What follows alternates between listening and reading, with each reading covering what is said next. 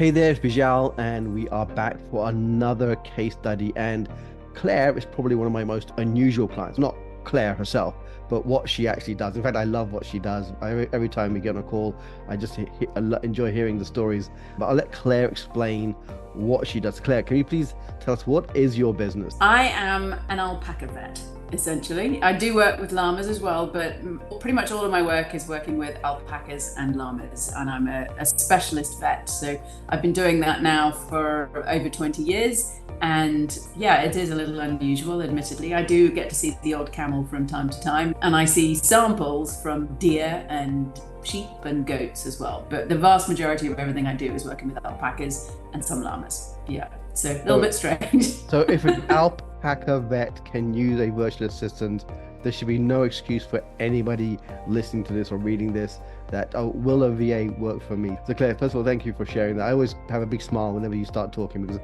I just visualize what you do. What made you think about hiring a VA? Like, what was the work situation like that led up to you thinking, I need a VA to help me? So I had been working with a physically present assistant for 2 or 3 years before COVID. And when COVID kicked off, my current assistant at the time was vulnerable, so I sent her off to work from home. But it didn't work very well because she kept asking me to scan things into the computer and send it to her, and I felt like I was working for her. So I just sent her off on furlough because here in the UK, the government paid people to stay at home, which was quite nice. And I just started picking everything up, and I actually hadn't really been doing the assistant type work for some years, all of the admin. So it was an interesting thing to pick it up for me because then I got much better handle on how my business background ran. But after a couple of years of that, I was starting to feel like I need some more support. But I don't feel as though I'd had a bad experience with the physically present assistant, and I wasn't in a position really at that point in time to be able to afford another physically present assistant. Beejal popped up on the radar and started talking about VAs and how easily you can use them and how effective they can be. And so I thought, right, I'll give it a go. What's to hurt? Did you have a level of skepticism? Obviously, you heard me, I think, speaking maybe in a webinar or a training.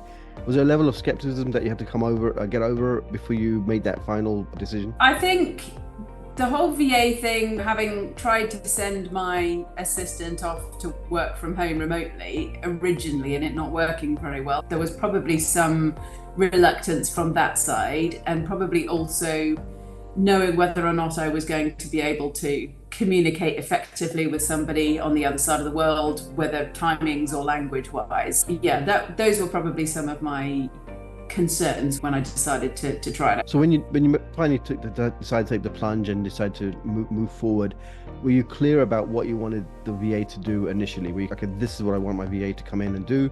Or was it a little bit of a learning curve in terms of how do I best use the VA? Yeah, I'd say there was a learning curve, really. I know that you provide a big long list of what they can do. I agonized a little bit over how to use them, and I'm prone to a bit of procrastination. And in the end, I just thought, you know what, let's just go with it and see how it goes. So I was a little bit nervous at the start in terms of whether I was going to be able to find enough for the VA to do. And I'd say we started fairly slowly, but then I found that having the VA there actually worked out really well because I'd been teaching courses online for a couple of years when I took my VA on, and I was starting to think I'm getting a little bit bored of running constantly live courses. So I'd like to actually take all of my courses and turn them into on-demand courses. So I think fairly quickly I got him onto the path of setting up pages on which I could host my on-demand training, and also doing the video editing for my pre-recorded sessions that I'd already done live and breaking them up into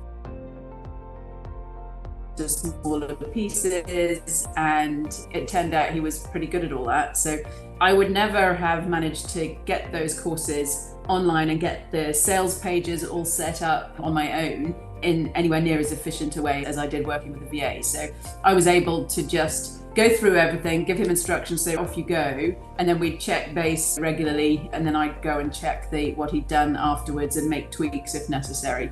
But that has been quite revolutionary, really, from the point of view of my training courses and the speed at which we've been able to get things out. Talking about speed, so obviously there's a lot of time-saving stuff you did, because otherwise you would have had to learn how to do all that stuff, do it, of course, everything else. But obviously that's why you brought Rick in. But we can actually say there's some tangible financial results you've got as a result of having Rick on your team, right? You've run, I think, maybe 3 or 4 now kind of webinar training specials, and that's going to be equated to a dollar value. What can you put a ballpark figure on how much revenue you've been able to add to your business because of Rick? Taking the courses online, I'd already done, of course, and I would have probably run those courses anyway. And I've been doing some other training on the side that has helped in terms of the sales pitch and things like that, which has been really good. However, had I not had Rick to get me to the point where I could have the on-demand courses that allow me to do less of the actual physical live teaching, which is time consuming, that just wouldn't have been possible, really. The amount that the courses I've sold over the last year have amounted to just over £100,000. Obviously, I would have had some of that without having put it on demand, but the fact that it is there means that it's so much more accessible and easier, I think, to sell to people all over the world, which is what I do. That's excellent. Yeah. Thank you for sharing that background information. What advice do you have? So obviously learning to work with a VA, there is a learning curve. We do our best to prepare the VA to match you up with the right fit VA, but there's always a learning curve. There's always a integration period, onboarding period. What did you learn, and what advice would you have to other people maybe reading this or watching this in terms of what they should be thinking of as they hiring a VA or about to hire a VA? Yeah, I think it's useful to have an idea of what it is that you want them to be able to do. There's a particular thing that you want them to be able to do. I'm not sure I necessarily knew that I was going to put my courses on demand before I hired Rick, but it just developed that way. And I knew that one of the things I had asked was whether he'd be comfortable with video editing, and he said yes. He said that was one of the things he really quite enjoyed. So I think what I ended up using him for was using one of his strengths. So I think finding a VA that has a particular interest that he enjoys or she enjoys that you can use to your advantage is a good starting point. And then I still do meet with him almost every day just to make sure that we're moving in the right direction, because I don't necessarily think that far ahead in terms of the tasks that I want him to do yet, because I'm still not planning my workload particularly well. That's going to come in time, I think. But I would say trust them to actually be able to do more than you think they're going to be able to do, because I've been quite impressed with what he's been able to do and the accuracy with which he's been able to do it without me really having to interfere too much. Let them go with it, trust the process, and let them use a little bit of their ingenuity and intelligence to get the job done as well. Yeah, that's what I would say. And I just want to echo a few things you said, because even after working with VAs for almost 14 and a half years now, I still do my best to meet with them every single day. There are definitely weeks where I don't get to because I'm at an event or I'm traveling, but when I can, when I'm home base, whether it's 5 minutes or 30 minutes, that check-in is important. Just like corporate companies, right? They check in with their team, they call it a daily stand-up. In more the corporate environment or the tech environment, you just check in, and the 3 questions I always encourage people to ask is, what did you get done last 24 hours? What are you doing next 24 hours? And what do you need from me to get all that stuff done? Yeah. And you can obviously add to that, but those 3 simple things and making that time is invaluable. And I share that because a lot of people hire a VA and then they don't make the time to check in, and then they complain they're not getting results. And then there's a correlation here. So Claire, thank you. Well, sometimes I probably feel like I spend a little bit too much time chatting in the mornings when we get going, because we will problem shoot things together as well. So we go through and then we share screens with each other and go through what it is that we're doing and how we're thinking about stuff. And then sometimes, because I don't know how we're going to resolve it, so we work through together. So that's nice, because a very, very small business, it's just myself and a student that I work with at my clinic, and then I've got my VA. So it's nice to have somebody on. He's very switched on with all of the tech stuff, with running integrations between software, which is great because I haven't got it. Oh, okay, I'll take it up from here. One of the ways I often tell clients to work with the VAs is really leveraging that little morning meeting, right?